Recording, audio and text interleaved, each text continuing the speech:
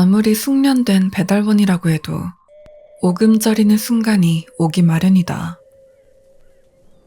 첫 번째, 누군가 당신 차로 접근하는 것.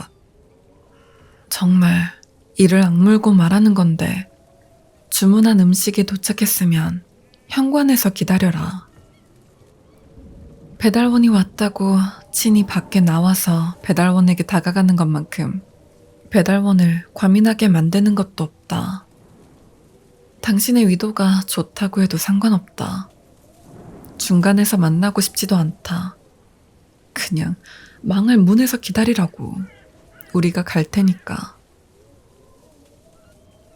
이런 일은 너무 작기도 하고 아직 누가 허튼 짓을 한 적도 없지만 누구나 다가올 때마다 내 본능은 오른쪽 주머니에 있는 칼을 뽑으라고 말했다.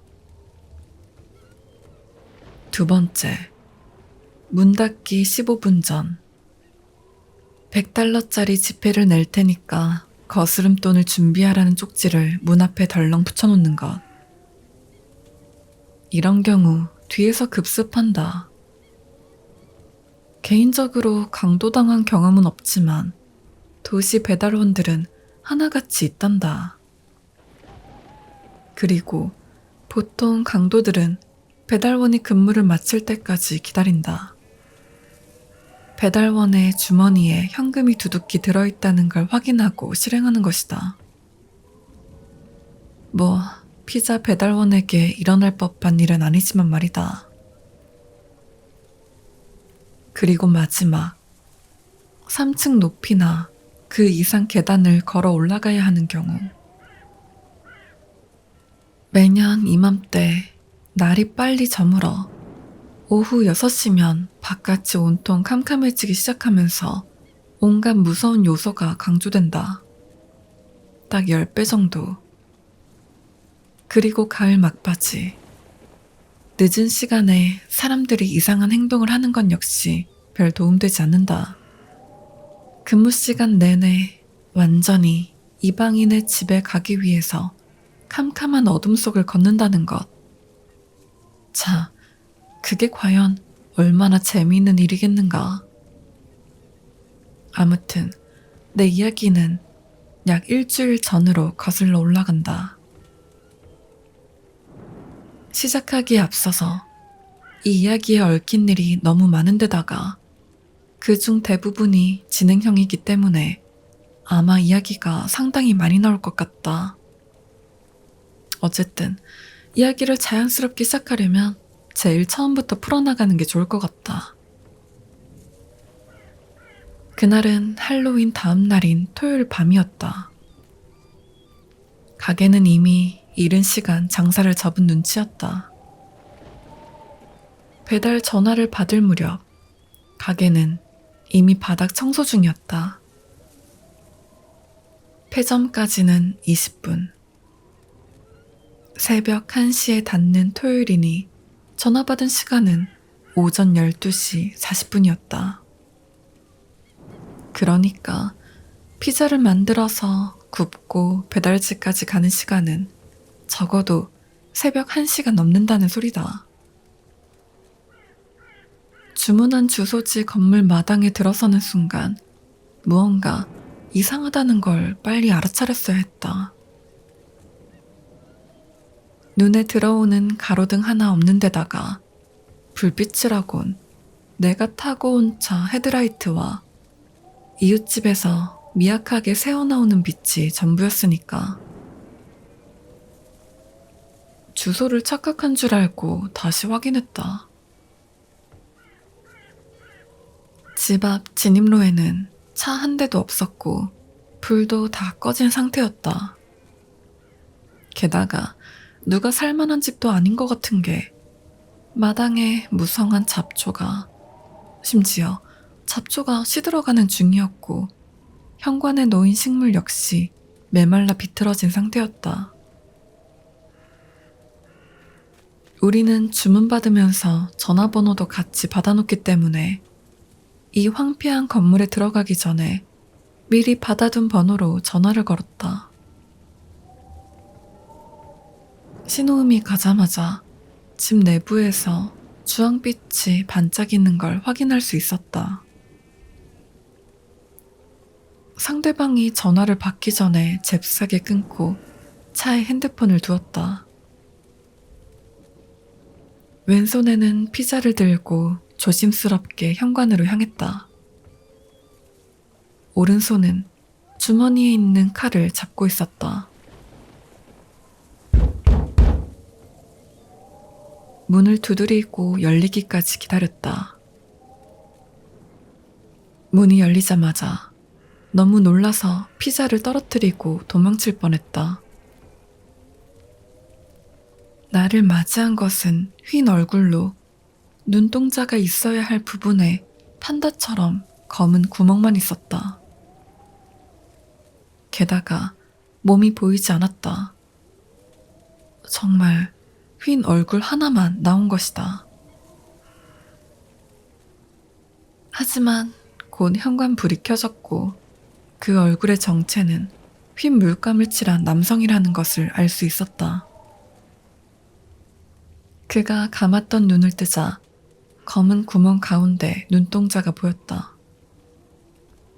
얼굴은 하얗지만 눈 주변도 그렇고 눈꺼풀까지 검게 칠한 것이었다. 게다가 옷도 검은 셔츠에 검은 바지라니 내가 놀랄 법도 하다. 그런 내 모습에 그가 웃었다. 심장이 조금 진정되자 투덜거렸다. 아니, 장난이 너무 심하잖아요. 그러자 그가 문을 활짝 열더니 웃으면서 말했다. 미안해요. 재미있을 줄 알았어요. 아, 춥죠? 돈 가져올 테니까 잠깐 들어와서 몸 좀 녹일래요? 보통 같았으면 거절했겠지만 그날따라 너무 춥고 마침 주머니에 칼도 있어서 경계가 살짝 누그러졌다. 하지만 집 안으로 들어가자마자 솟아나는 긴장감에 안절부절 못하며 거실에서 돈을 기다렸다. 집 안에는 3명의 남성이 있었는데 모두 위아래로 검은 옷을 입고 얼굴을 해골처럼 희게 칠한 상태였다. 게다가 뼈 마디 모양으로 반짝이를 붙인 장갑을 착용한 상태였다. 한 명은 해골 모자를 쓰고 입술 위에 이빨을 그렸는데 코는 까맣게 칠해서 보이지 않았다. 다른 하나는 대머리였는데 머리에 그림을 얼마나 공들인 건지 진짜처럼 보였다. 목에서부터 삐져나온 척추 그림이 인상적이었다.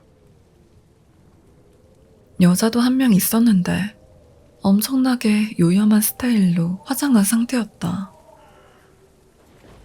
속눈썹은 펄럭일 정도로 길었다.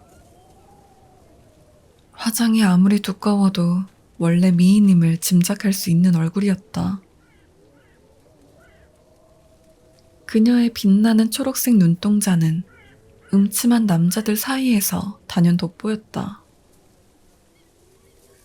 복장은 몸에 딱 달라붙는 전신 타이츠였는데 몸매가 그 아름다운 두 눈보다 더 아름다웠다.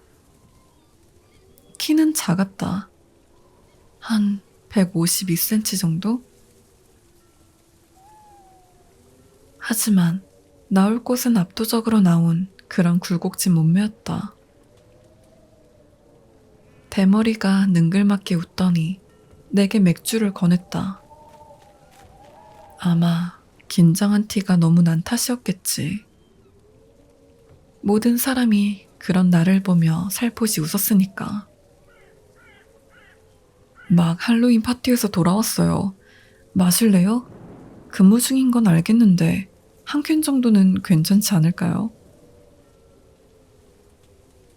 그가 내게 윙크하며 말했다. 나는 캔을 받아서 시원하게 2모금 들이켰다. 고마워요. 오늘 받은 팁 중에 단연 최고네요. 여자는 나를 보며 웃더니 현관문으로 빠져나갔다.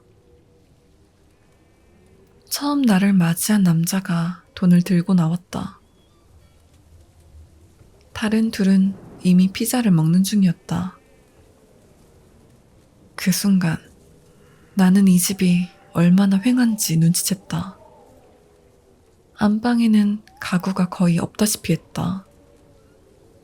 난로에는 재가 시커멓게 쌓였고 그 앞에 낡고 오래된 1인용 소파가 전부였다. TV도 장식품도 일절 없는 집이었다. 우리 복장 좀 평가해주세요.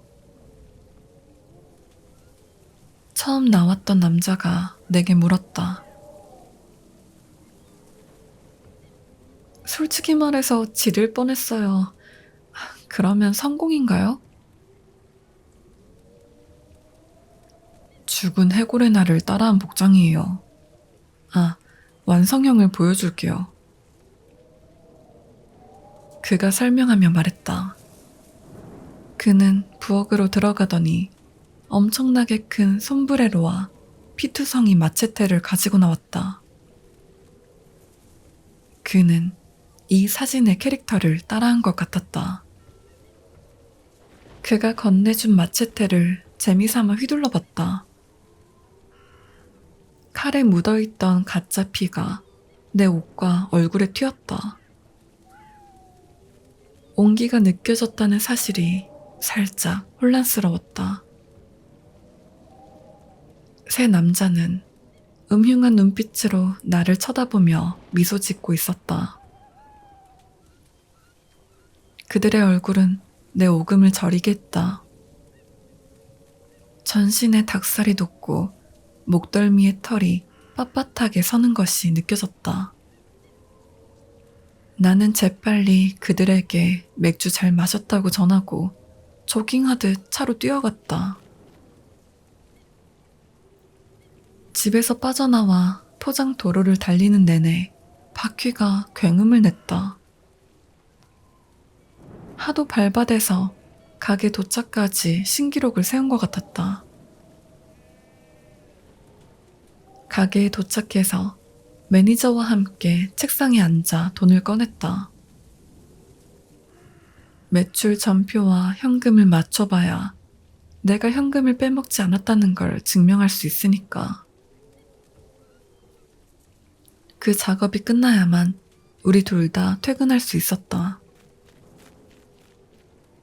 나는 받은 팁을 세기 시작했고 매니저는 책상에 올려둔 내 폰을 들고 이리저리 살피기 시작했다.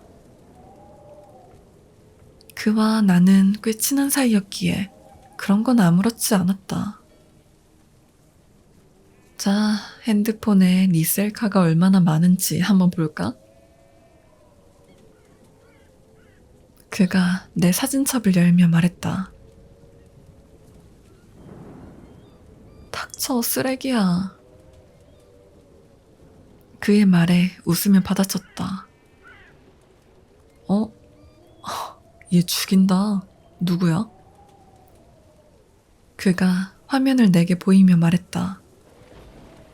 턱이 고장이라도 난 듯 입이 쩍 벌어졌다. 그 사진은 가까이에서 찍은 셀카였는데 빛나는 초록색 눈동자를 가진 여자가 해골 분장을 한 모습이었다. 앙상한 손가락으로 입술을 지그시 누르고 있는 아까 그 여자. 그리고 쉬잇하는 듯한 포즈. 나는 핸드폰을 빼앗아 덜덜 떨면서 사진을 넘겼다. 그 다음 사진을 보는 순간 나는 헉하는 소리를 내면서 핸드폰을 놓치고 말았다. 다음 사진 역시 그 여자였는데 내 차 뒷좌석 바닥에 웅크리고 앉아서 찍은 셀카였다.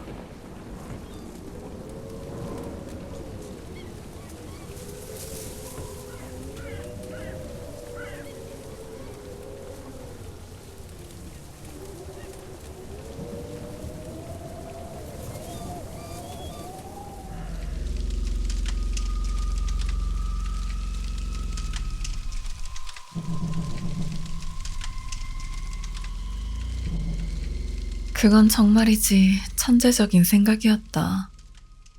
당신이 범죄를 저질렀는데 그것도 굉장히 끔찍하고 극악무도한 수준의 범죄를. 그런데 그걸 해결할 방법이 없다. 그래서 당신과 일당들은 고심한 끝에 완벽한 희생양을 찾자는 결론을 내렸다. 집까지 알아서 찾아오는 그런 희생양. 당신은 전화로 주문한다. 페퍼로니 피자 한 판이랑 호구 하나요. 30분만 기다리면 피자를 든 희생양이 나타나는 것이다. 그럼 당신은 그 호구에게 친절을 베풀어 집 안으로 들이고 맥주 한 캔을 권한다. 맥주 캔에 희생양의 지문과 DNA가 나오게끔. 그뿐만 아니라 살인 도구를 만지게 유도하는 그럴싸한 변명도 있겠다. 어차피 할로윈이니까 이상한 복장을 뒤집어 쓰고 진행하는 거다. 그냥 일반 잡다한 코스튬이 아니라 전신을 뒤덮는 옷과 장갑, 얼굴에 페인트칠까지. 그래서 희생양이 당신을 보더라도 누군지 특정할 수 없게 말이다. 심지어 피부색도 알아차릴 수 없게. 만약 내가 이 함정에 빠진 불쌍한 호구 병신이 아니라면 그 치밀한 계획 실행에 고마워했을지도 모르겠다. 하지만 빠진 게 맞단다. 매니저 사무실에서 이 사실을 깨달았다. 그리고 그 사건이 가진 중력이 트레일러 트럭 무게만큼 나를 강하게 후려쳤다. 떠오르는 건 단 하나의 생각뿐. 좆됐다. 케빈, 그러니까 매니저한테 핸드폰에 있는 사진을 보여주었다. 그리고 그 오싹했던 배달 경험담을 세세하게 들려줬다.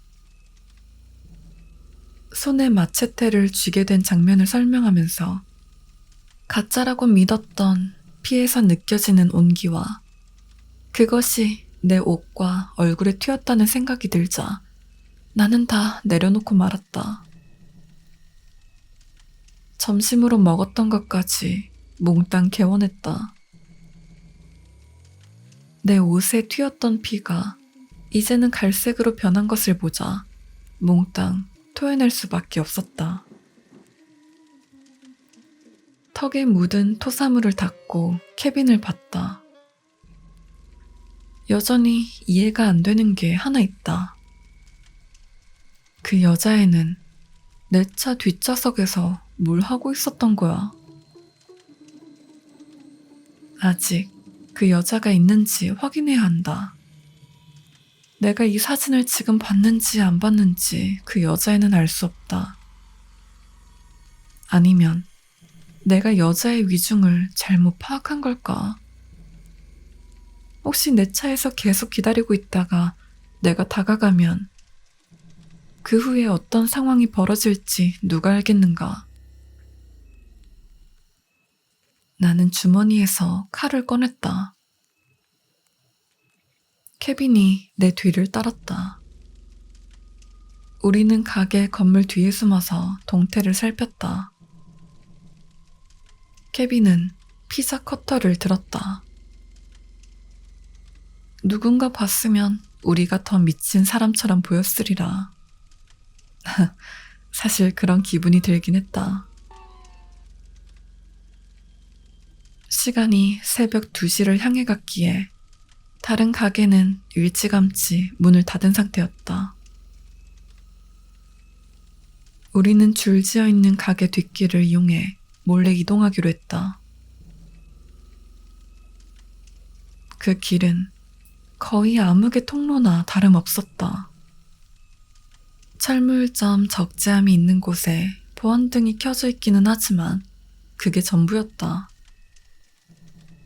그리고 내 차 안에서 작은 노란빛이 나오고 있었다. 차 뒤로 몰래 접근하고 보니 운전석 문이 열려 있는 것을 발견했다. 문을 당기자마자 주차장에 토사물을 뿜을 뻔했다. 피였다. 눈에 보이는 모든 곳에 피가 있었다. 창문에도, 차 천장에도, 좌석에는 아주 웅덩이가 생겼네. 뭐야, 이게? 케빈이 외쳤다. 그 순간 우린 둘 다 멈췄다. 가게가 밀집된 뒤편에서 어둠을 뚫고 아주 높은 톤의 여자 웃음이 들렸다. 쓰레기통과 텅 빈 적재 트럭, 그리고 금속으로 된 문이 그녀의 웃음을 반사해 목소리가 여기저기서 울리는 것 같았다.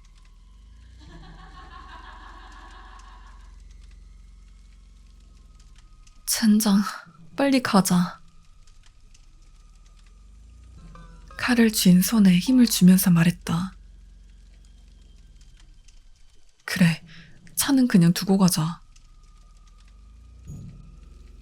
그는 가게로 돌아가 문을 잠갔다. 그리고 그의 낡은 픽업 트럭으로 그곳을 빠져나왔다. 내 차는 가게 뒤에 버려둔 상태로 우리는 곧장 유일하게 새벽까지 운영하는 곳으로 향했다. 동네 와플 가게. 손님 한 명이 있었는데 트럭 운전사처럼 보이는 그는 카운터에 앉아서 머그잔에 담긴 커피를 아껴 마시는 중이었다. 우리는 종업원에게 고개짓한 다음 구석에 있는 부스에 앉았다. 커피를 주문하고 설탕과 크림까지 도착하고 나서야 대화를 시작했다. 그냥 경찰에 신고해. 날 밝으면 바로 경찰서에 가서 무슨 일이 있었는지 말하는 게 좋을 거야. 웬 미친 새끼들이 지금 널 함정에 빠뜨리려고 한다고. 그의 말을 들었지만 그렇게 하고 싶지 않았다. 이쯤 되면 한편으로는 그 사람들이 정말 정교한 할로윈 장난을 친 거라고 믿고 싶었다.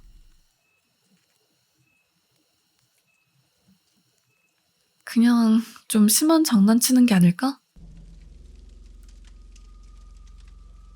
그 말을 하면서 케빈보다는 나 자신을 설득하고 싶었다. 시체는 못 봤어. 그 사람들이 진짜 사람을 죽였는지 아직 확실한 증거가 없다고. 게다가 그놈들 생김새도 설명할 수가 없어. 내가 뭐 어떻게 말할까? 4명의 해골이 나한테 공짜 맥주 한 캔 주더니 그중 한 명이 내 차에 가짜피로 범벅을 해놨지 뭐예요? 이렇게 말한다고 뭐 얼마나 도움이 되겠어. 나도 몰라. 하지만 이건 아니야. 장난이라고 하기엔 정도가 지나치다고. 그가 중얼댔다. 솔직히 나도 부인할 수 없었다. 그 집에 차를 댄 순간부터 일이 단단히 꼬였다는 느낌을 받았으니까. 아니다. 거기 다시 가봐야 할지도 몰라. 한번 둘러보자고. 운 좋으면 그놈들이 아직 거기 있을 수도 있잖아? 그럼 내가 가서 욕이라도 한바탕 해줄 수 있지. 최악의 경우는? 적어도 무슨 일이 일어나는 건진 알 수 있겠지. 커피값을 내고 나와서 트럭에 탔다. 그 집으로 향하는 동안 서로 거의 말을 나누지 않았다. 말하기에는 할 말이 없었고 둘 다 그곳에 도착했을 때 벌어질 모든 가능성을 상상하고 있었기 때문이다. 하지만 실제로 우리가 마주하게 될 것을 상상할 만큼 상상력이 뛰어나진 않았던 모양이다. 앞에 차를 댔을 땐 처음 내가 왔을 때보다 더 어두워진 상태였다. 케빈은 주차하더니 트럭 뒤에 실린 공구함에서 묵직한 금속 손전등을 꺼내 나에게 건넸다. 자, 앞장서. 손전등을 받아서 현관으로 향했다. 막다른 골목에는 정적만 있었다. 현관이 살짝 열린 것을 확인하자 심장이 멎는 것만 같았다. 문을 열었지만 어떤 불빛도 없었다. 이웃의 관심을 최대한 피하고 싶었기에 손전등을 끄고 들어갔다. 케빈 역시 내 뒤를 따랐다. 거실은 여전히 빈 상태였다. 바닥에 뒹구는 12개의 맥주 캔만이 누군가 있었다는 것을 보여줬다. 전등을 켜서 확인해보니 한 캔이 부족했다. 내가 마셨던 캔. 그 외에는 누군가의 흔적도 없었다. 버려진 지 몇 달이나 된 듯 모든 게 먼지투성이었다. 혹시 모든 게 내 망상이었나 싶을 정도로 사람의 흔적이 없었다. 방 하나를 발견하고 문을 살짝 밀었다. 그리고 쥐새끼처럼 잽싸게 안으로 뛰어들었다. 하지만 그 방 역시 거실처럼 더럽고 비어있을 뿐이었다. 숨을 돌린 다음 복도를 지나 다른 방으로 갔다. 그곳은 안방이었다. 방문이 열리자마자 손전등으로 앞을 비췄다. 그리고 인생에서 최악의 장면과 마주해버렸다. 곧장 얼굴을 돌렸지만 그 광경은 내 기억에 영원히 각인되고 말았다. 아직도 잠을 청하려고 들 때면 그 장면이 보인다. 지금 이 글을 쓰는 동안에도 그 모습에 헛구역질이 난다. 하지만 기억은 꾸역꾸역 내 머리를 채웠다. 방 중앙에 원목 식탁 위자가 보였다.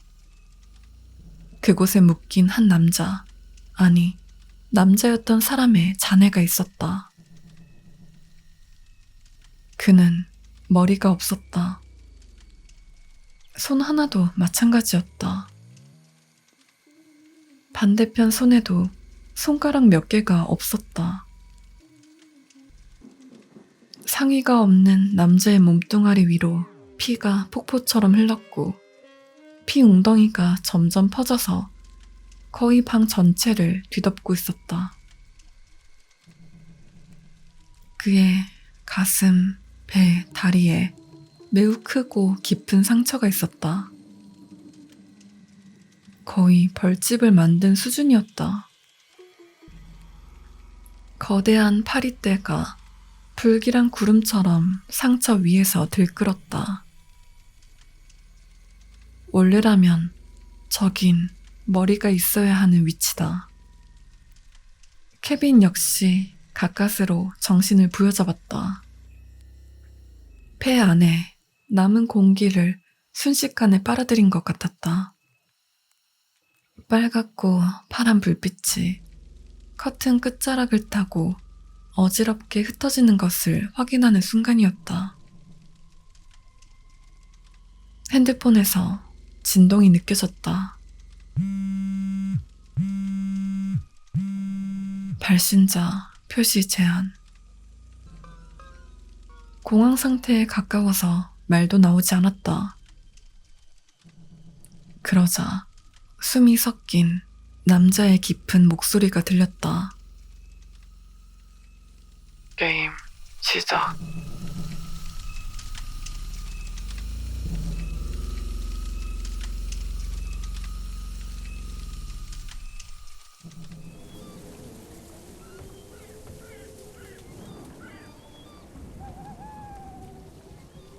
그래, 병신 같은 선택을 한 나를 신랄하게 비판해도 좋다.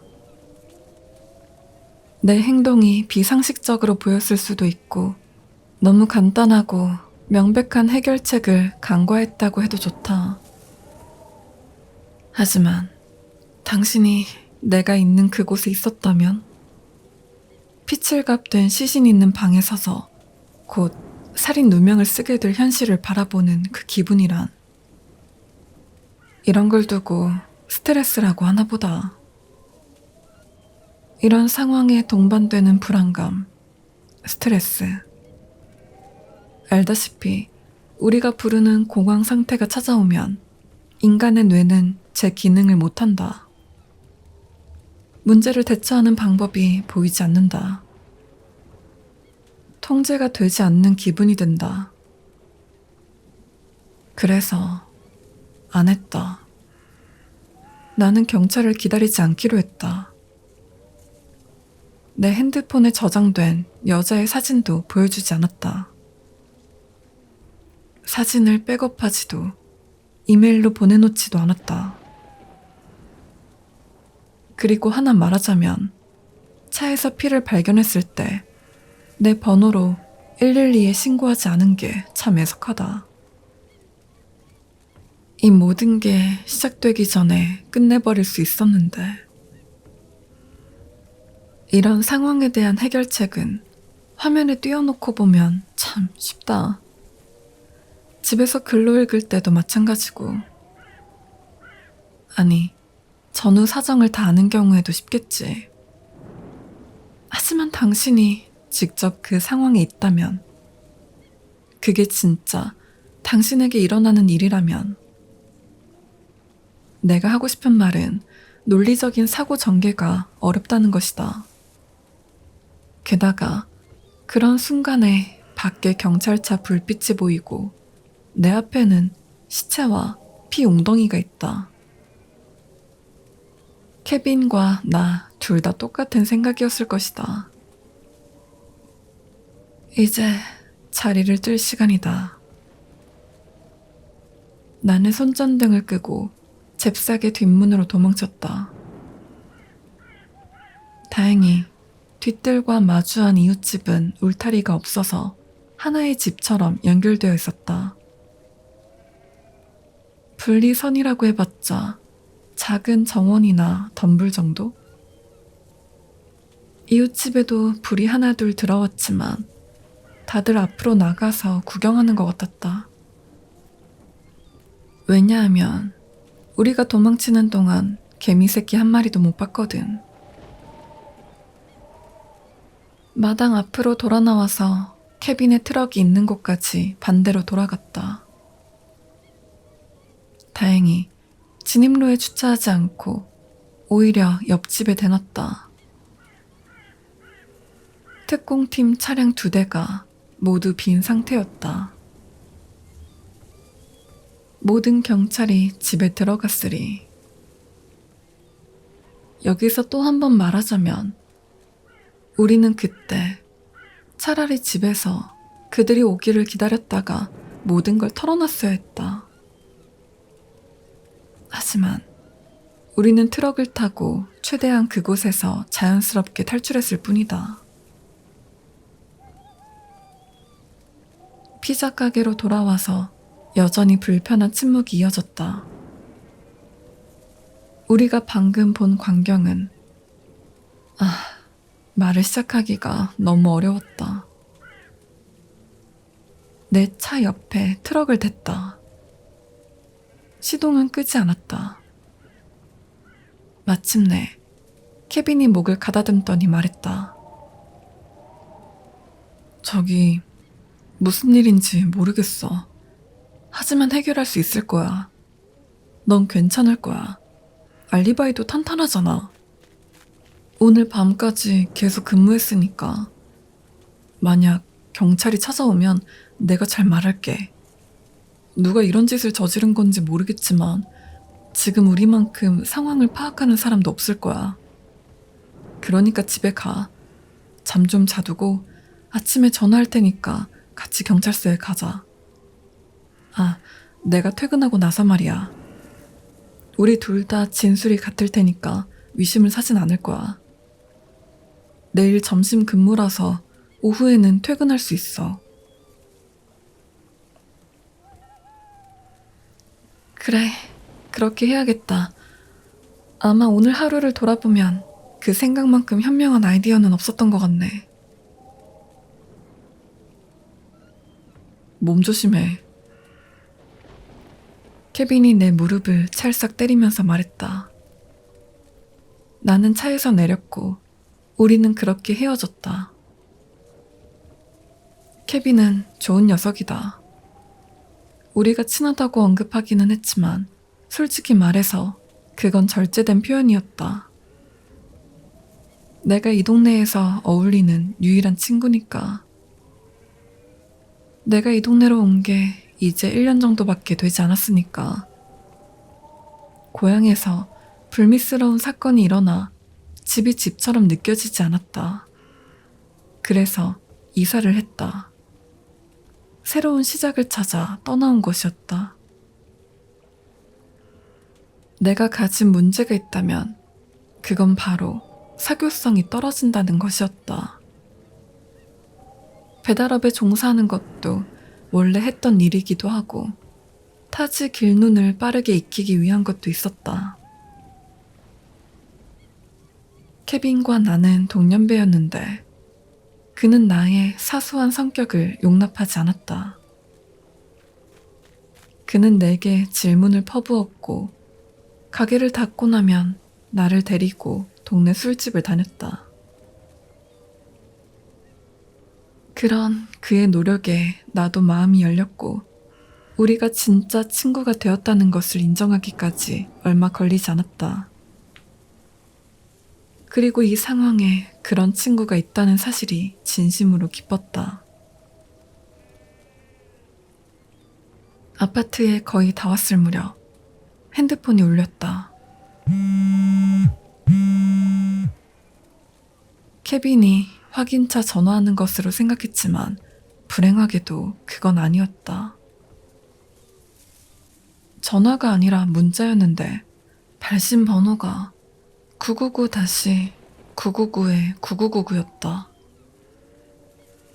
멋진 탈출이었어. 하지만 이게 끝이라는 생각은 하지 마. 그 문자를 받은 순간 그대로 경찰서로 향했어야 했다. 그랬더라면 얼마나 좋을까. 지금 이렇게 후회하지도 않겠지. 하지만 나는 케빈이 말한 대로 했다. 집에 도착하자마자 수건과 담요 몇 개를 챙겨서 차를 닦으러 나왔다. 내가 허둥지둥하는 모습을 본 워터스 부인이 복도 맞은편에서 확인차 내다보고 있었다. 창문에 묻은 피를 닦아내고 좌석도 열심히 닦았지만 다 지워내는 건 그저 희망사항일 뿐이었다. 좌석 얼룩이 너무 심해서 담요로 덮어두고 다시 집으로 돌아왔다. 케빈의 충고에도 잠을 이룰 수 없었다.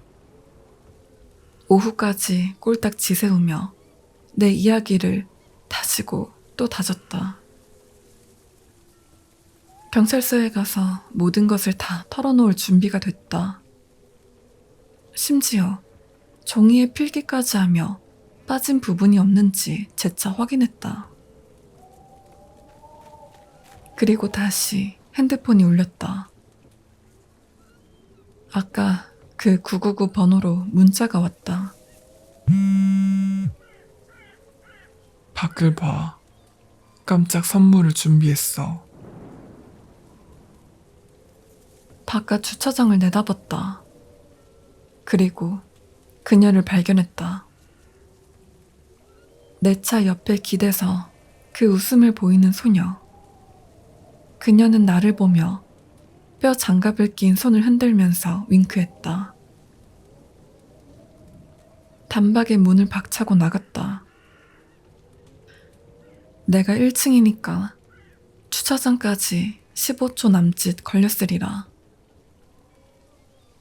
하지만 내가 갔을 때 그녀는 사라지고 없었다. 차를 살펴봤지만 아까와 같았다. 다묘가 여전히 피범벅 상태의 좌석을 가리고 있을 뿐. 아무래도 이 자식들은 내게 누명만 씌우려는 게 아니라 겁까지 주는 것 같았다. 완전히 고문이었다. 이때 이미 결심이 선 상태였다. 케빈의 작전은 버린다. 당장 경찰에 신고하려고 했다. 핸드폰을 찾아 주머니를 뒤졌지만 없었다. 아마 집안 식탁에 두고 온 모양이다. 다시 집으로 가야겠다. 하지만 집에 들어가서도 핸드폰은 없었다. 아니, 사라졌다. 그리고 핸드폰이 있어야 할 자리에는 피범벅이 되어 잘린 손이 있었다. 그러니까 내가 경찰에 사진을 못 보여준 이유가 이거다. 당신들에게도 보여주지 못하는 이유도 마찬가지다. 아니, 애초에 그 여자는 왜 사진을 찍은 걸까? 조롱하려는 이유 말고 말이다. 4명의 미친 사이코들에게 이 상황은 게임이었다. 나는 그들의 장난감이고, 사실 내 인생은 영화고 트루먼 쇼의 호러 버전인가 하는 생각까지 들었다. 내 모든 행동이 외부에 의해 조종당하고 내가 하는 모든 것을 시청자가 보고 있지는 않을까. 지금 생각해보니 내가 주차장에서 바로 신고했었어도 그들은 차선책을 세워뒀을 것이다. 나는 행주로 잘린 손을 감싸 아무렇게나 내버려뒀다. 그리고 바깥에서 떠오르는 태양을 멍하니 바라보았다. 만약 처음 갔던 집에 경찰을 부른 게 그 해골 녀석들이라면 우리 집으로 보내기까진 얼마나 걸릴까? 분명 피자 가게에서부터 집까지 미행했을 테니까 내 주소는 이미 알 테고, 그 뒤틀린 게임 논리라면 아마 집에 경찰을 보내는 게 다음 단계가 아닐까 싶었다. 부엌에 죽은 남자의 손이 있는 사람의 집, 그 집에 들어온 경찰. 결국 나도 게임의 일부였던 것이다. 내겐 선택지가 없다. 이건 나와 그 4명의 싸움이었다. 그들보다 한 발 앞서야 했다. 만약 내게 경찰을 보낸다면 그냥 내가 찾아갈 생각이었다. 그래도 아직 나도 할 말이 있으니까. 케빈도 있고 내게 우호적인 목격자 케빈도 있으니까. 그리고 그날 밤늦게까지 일했다는 알리바이도 있었다. 분명 나는 괜찮을 거야. 케빈에게 연락해서 애초에 경찰서에 갔어야 했다고 말하고 싶었지만 핸드폰이 없어서 연락이 불가능했다. 이미 시간은 오전 10시. 곧 케빈이 가게를 열 걸 알았기에 손을 챙겨서 케빈에게 향했다. 가는 길에 CCTV가 없어 보이는 한 가게 주차장에 잠깐 주차하고 손을 아무 쓰레기통에 쑤셔 넣었다. 손은 이미 두꺼운 겨울 장갑을 씌우고 그 위에 쓰레기 봉투 하나를 돌돌 말고 또 접고 접어서 꽁꽁 싸맨 상태였다. 내게 다시 돌아올 가능성이 없었다. 나는 곧장 가게로 향했다. 가게에 도착하니 이미 문을 연 상태였다. 하지만 케빈의 차가 안 보였다. 일을 시작한 지 얼마 안 된 오전 배달원. 이름이 에드였나? 그가 카운터에 앉아 있었다. 그는 언제나 오전조였기 때문에 나와 말을 섞을 일도 거의 없었다.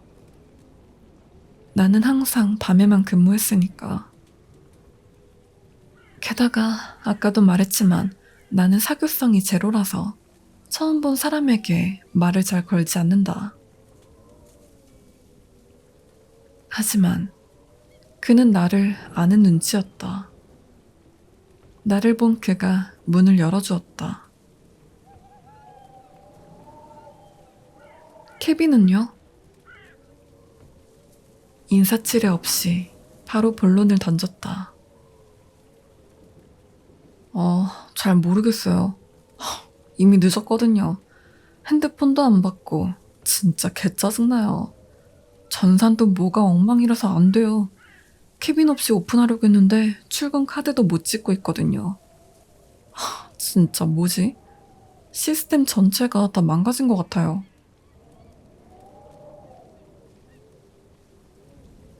나는 에드의 주변을 오가며 컴퓨터를 작동하려고 했지만 완전히 먹통이었다. 가게 전화로 케빈에게 연락했다. 하지만 연결음만 주야장천 들려오는 바람에 심장이 멎을 것만 같았다. 결국 그가 녹음한 음성 메시지 안내가 흘러나왔다. 나는 메시지 없이 그냥 전화를 끊어버렸다. 그렇게 24시간도 채 되지 않아서 내 핸드폰에 있던 증거, 내 유일한 목격자, 그리고 내 알리바이를 증명할 수 있는 상당 분량의 근무처 CCTV와 근무 기록 카드가 이미 사라지거나 곧 사라질 위기에 처했다. 내 자신감과 희망, 잠재적 긍정적인 느낌이 모두 빠져나가는 기분이었다. 내 가슴에서, 내 모든 구멍에서, 내 팔과 다리, 발가락을 통해 모두 하수구로 쓸려 내려가는 기분이었다. 없어지고 사라져서 나에게 차가운 인간 껍데기만 남겼다. 그리고 모든 게 빠져나간 빈자리를 채운 것은 아주 깊고 어두운 공포였다. 아마 몸을 덜덜 떨었던 것 같다. 몸 전체가 움찔거리고 미친 듯이 떨려서 결국 몇 시간 전에 해야 했을 전화를 이제야 걸게 되었다. 전화기를 귀에 대고 나는 112를 눌렀다.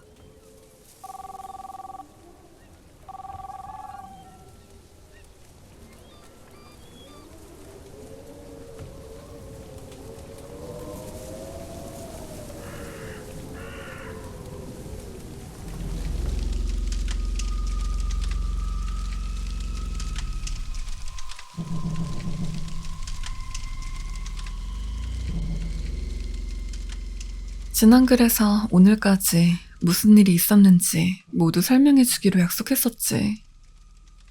그래서 그렇게 하려고 한다. 이 일이 언제 시작됐는지에 대해서 약간 혼선이 있었던 것 같다. 정확히 말하자면 이제 3주 정도 됐다. 여기로 이사 온 후 따로 은행 계좌를 만들어두지 않아서 케빈이 내게 급여를 줄 때 등록되지 않은 근로자로 돈을 바꿔주곤 했다. 그래서 내 수중에는 팁 외에도 추적이 힘든 현금이 꽤 있었다. 지금까지 올린 글은 모두 공립도서관에서 올렸지만 그렇다고 도서관을 자주 애용할 생각은 없다. 한 장소에 너무 오래 있거나 자주 방문하는 자체가 더 두렵기 때문이다. 지금은 경찰에게 발각되는 것과 그 미친 해골들이 날 찾아내는 것 중 뭐가 더 두려운지 잘 모르겠다. 확실한 건 양쪽 다 나를 찾고 있다는 것이다. 가끔 노숙하거나 구질구질한 모텔에서 잠을 청할 때도 거의 휴식을 못 취하는 수준이다. 작은 소리나 노크 소리에도 깜짝 놀랐다. 그때 그 여자가 다시 나타나 죽은 남자의 머리를 두고 갈 것만 같았다. 게다가 반짝이는 불빛이 자꾸 경찰차 사이렌 불빛으로 느껴졌다. 외모를 바꿔볼까 생각도 해봤다. 수염을 풍성하게 기르고 삭발도 했다. 도수 없는 안경을 구했고 중고품 취급점에서 누더기 같은 옷을 샀다. 한 달도 되지 않는 사이에 살이 쭉 빠져버렸다. 거의 못 먹었고 겨우 먹어도 쓰레기 같은 음식만 먹었으니까. 부실한 식단은 수면 부족과 끝없이 움직이는 습관에 더해져 극적인 변화를 주었다. 두 눈과 볼은 움푹 꺼졌고 턱은 더 도드라졌다. 도서관 컴퓨터를 쓸 때마다 화면이 켜지기 전 검은 스크린에 비치는 남자를 나는 알아보지 못했다. 컴퓨터로 항상 두 가지 작업을 했다. 내 이야기를 인터넷에 쓰고 온라인상에서 내 상황을 따라잡으려 애쓴다. 일단 옆 동네로 거처를 옮겼지만 아주 장거리 여행을 하진 않았다. 차는 경찰이 가져갔지.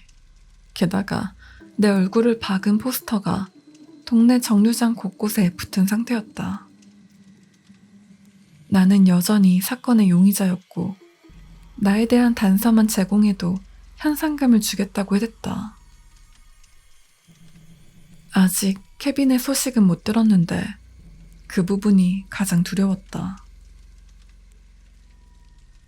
케빈이 죽은 것인지 아니면 그 역시 한패였는지 둘 중 어떤 게 최악인지 가늠이 잘 안 된다. 지난 이틀간 지옥 같은 생각으로 살았고 거의 한 달째 멈추지 않았다.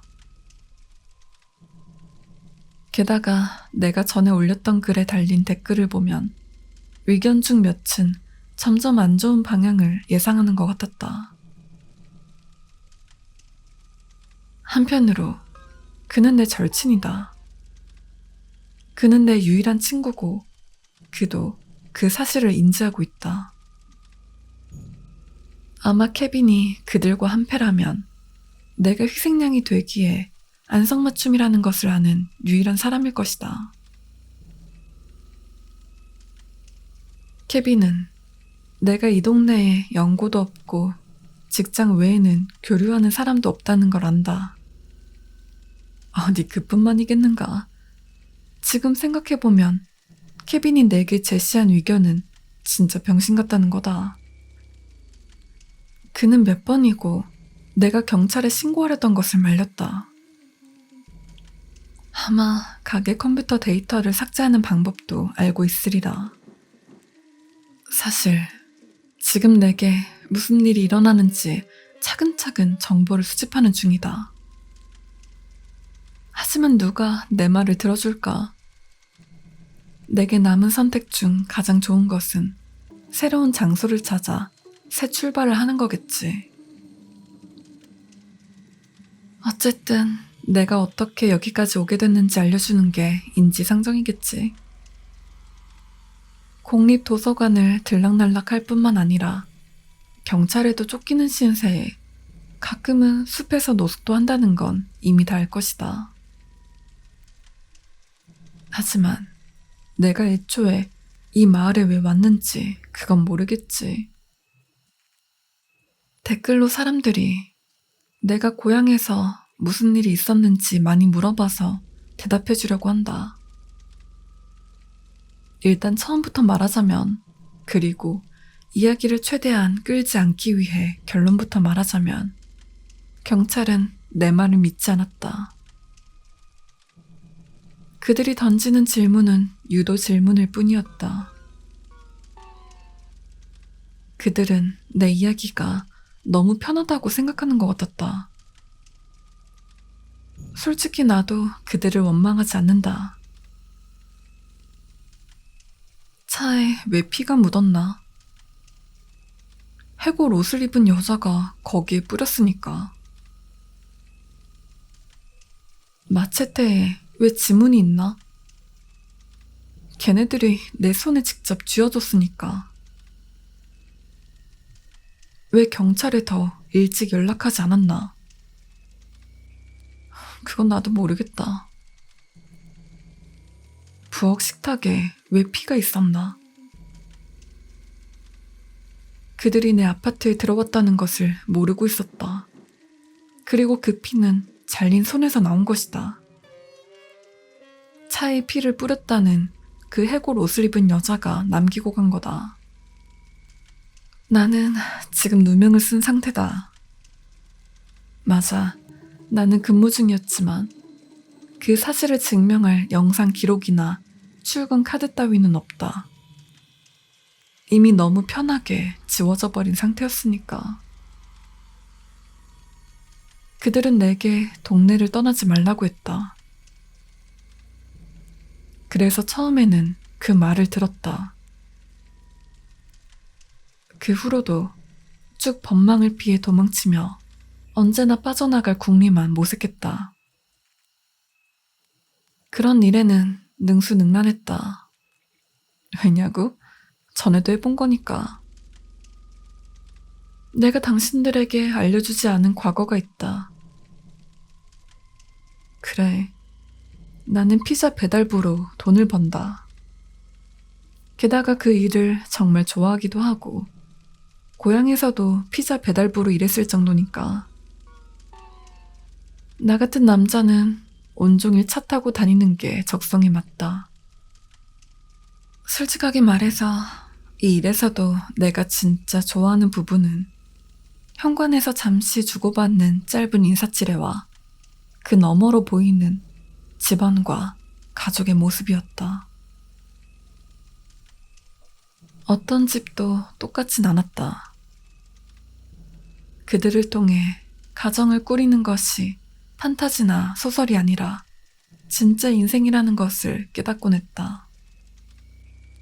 실제 캐릭터를 수도 없이 만나고 잠깐 인사하는 그 찰나의 순간에 느껴지는 그들의 삶을 나도 잠시나마 느끼는 것이었다. 그래, 인정하자면 나는 거기에 중독된 상태였다. 이게 정상이 아니란 걸 알고 있지만 근무가 끝나고 외식하러 가는 길에 배달했던 집 몇 곳을 들르곤 했다. 해가 저물고 나면 더 쉬웠다. 그냥 차를 타고 동네 근처를 천천히 돌다가 으슥한 곳에 주차하고 그냥 구경하는 것이었다. 그렇다고 내가 관음증 환자라는 건 아니다. 집안을 들여다보면서 혼자 즐기는 게 아니었다. 게다가 누굴 다치게 한 적도 없다. 난 그저 그런 모습을 구경하는 게 좋을 뿐이었다. 그 구경하는 행위란 생각보다 쉽다. 밖이 어두워지면 창문은 TV에서 나오는 빛으로 물들어간다. 여기에 간단한 과학이 있다. 집에서 나오는 불빛이 밖에서 들어오는 빛보다 더 많고 집에 달린 창문을 효과적인 반투명 거울로 만들어내는 것이다. 범죄 수사극을 보면 경찰이 신문하는 장면에서 종종 볼 수 있다. 신문실 안에서 환하게 비추는 불빛, 그리고 유리 너머 어두운 방에서 그 안을 들여다보는 형사. 신문실에 있는 사람들은 형사의 모습을 보지 못하는 것과 같은 이치다.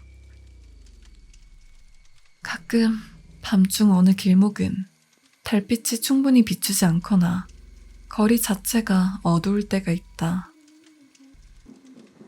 그럼 나는 창문 바로 앞에 서서 안을 들여다볼 수 있었다.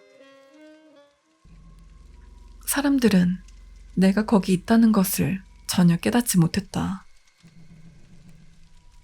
나를 똑바로 직시하지만 그들에게 보이는 것은 창문에 반사된 자신들의 모습 혹은 어둠뿐이었다. 가끔 재미있기도 했다. 누군가의 시선을 느끼긴 하지만 반대로 감시자는 그들의 목덜미에 털이 빳빳하게 서는 것까지 다 볼 수 있다. 가끔 사람들은 하던 것을 멈추고 천천히 뒤를 돌아본다. 왠지 궁금한 것처럼. 일반적인 사람들은 몸을 한번 부르르 떨고 떨쳐낸다. 정말 말 그대로 몸을 한번 덜덜 떨거나 머리를 뒤로 넘기거나 하고 하던 일로 돌아가는 편이다. 하지만 나는 여전히 밖에서 그들을 지켜보는 거다. 그렇게 나를 위한 쇼는 시작되고 주로 평범한 것들을 구경했다.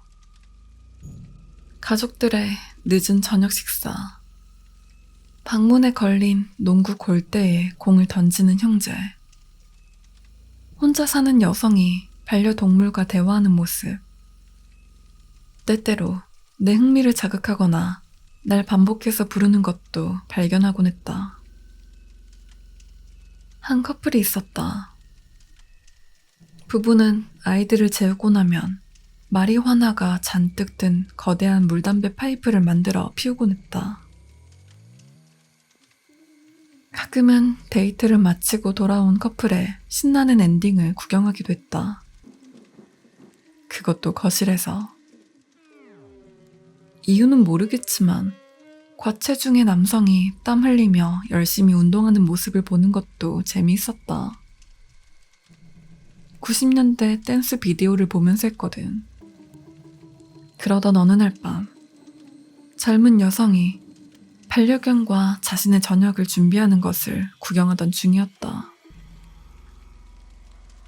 갑자기 옷장에서 마스크를 쓴 남성이 뛰어나오는 것도 보았다. 미친 듯이 무서웠다.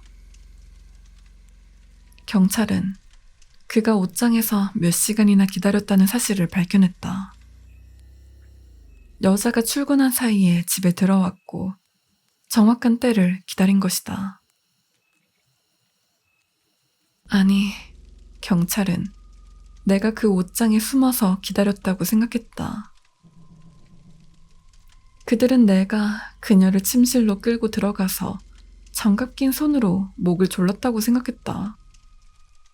내가 간과했던 점은 맞은편 집 쌍둥이 자매가 내가 구경하는 모습을 목격했다는 것이다. 이후 실제로 내가 지켜본 사람은 반밖에 되지 않았지만 모든 사람이 밤마다 누군가 지켜보는 느낌을 떨칠 수 없었다고 주장했으며 그중 몇 명은 창 너머로 내 얼굴을 본 경험이 있다고 진술했다. 그래서 난 고향을 떠났다. 중고 사이트에 올라온 중고차를 현금으로 매입하고 3개의 주가 떨어진 곳에서 거래했다. 경찰을 피하는 것은 정말 정신없는 일이다. 자신 있게 말할 수 있다. 만약 당신 중 누구라도 과속 딱지를 받을 상황인데 그 상황을 피하려고 해봤다면 내 말을 이해할 것이다. 몇 달을 차에서만 생활하다가 드디어 아파트 하나를 구해서 정착할 수 있었다. 그리고 이 모든 사달이 일어났지. 그리고 난 또 한 번 망했다.